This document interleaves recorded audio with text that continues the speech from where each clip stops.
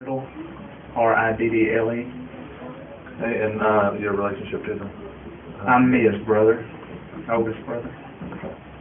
And again, just whoever asks questions, sort of look in the middle here. So tell me about what you want to say. Well, I'd just like to, first of all, thank the community of Bonifay and Bethlehem community and the Holmes County and the Geneva County Sheriff's Department throughout this whole ordeal and when everything happened at the beginning.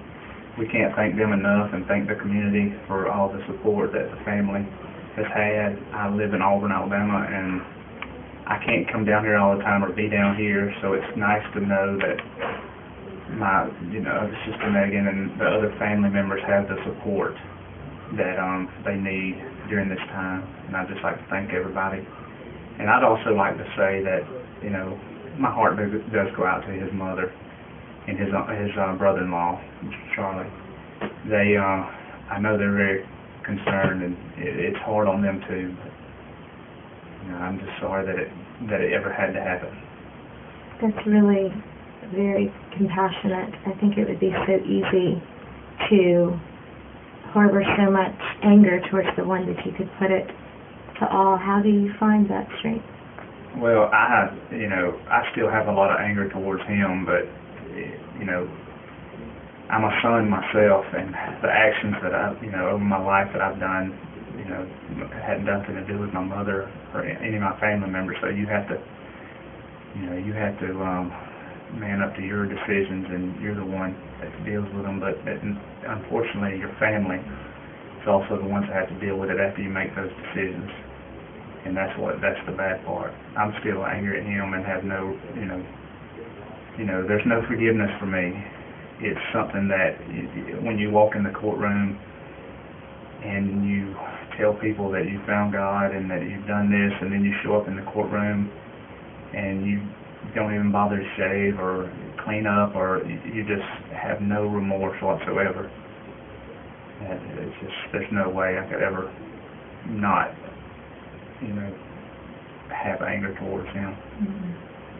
Yeah, because there is nothing he could say, but his callousness, it's like there's nothing you could do, but then even just how despicable you are already, and then to come in and seem so, I know that would have to be really difficult. It is.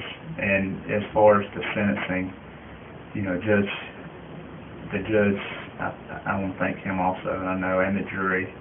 We never had the time to really see them or speak to them, but they had a really rough time, and you could tell, and especially when it's a small community. And I think that it was the right decision, though. And I've done some research on the death penalty in Florida, and I'll be just basically keeping up with it and counting down the days. I know the average is about 13 years, so. Okay. So the appeal process, you said, will take about an average of 13 years? No, it just says from looking it up, it just says average inmate stays for about 13 years. So okay. That's something that I'll keep in my mind every day. And I'm just glad now that I can come down here and see my family and not have to worry about him, and I can grieve my sister's loss and help the other family members. Absolutely. Now, how will you remember her? So I just remember Mia as just her smile and just being so happy. I mean, it's hard to do now. I mean, it's just, I could never be like that all the time. Just so carefree, even with major problems and issues going on. She was just around me, and everybody's just so happy. And the last time I saw my sister was April 14th. I think August 14th, 2010, she came to Auburn to see me, and there's so many stories like this, and just like her dad, just like Blake, the last thing I said to her was that I loved her, and the last thing she said to me was that she loved me. Mm.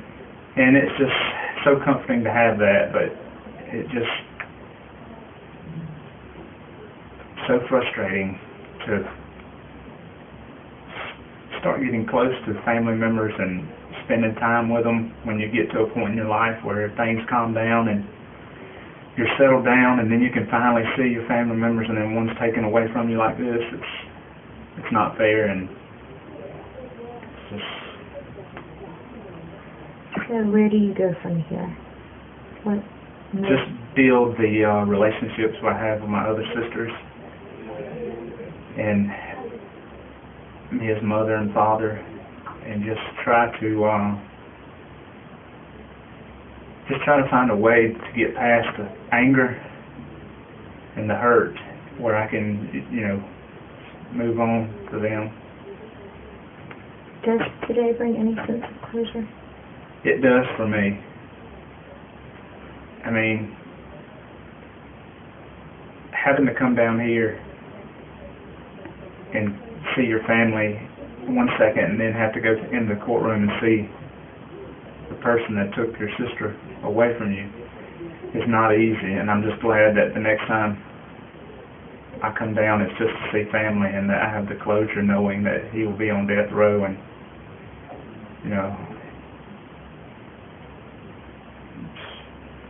glad that it's over, that this part is over. I'm glad for you. I'm that this is over. I can't imagine. I know that I can't imagine having to sit in the same room as that person, and I'm so glad now that you don't have to do that.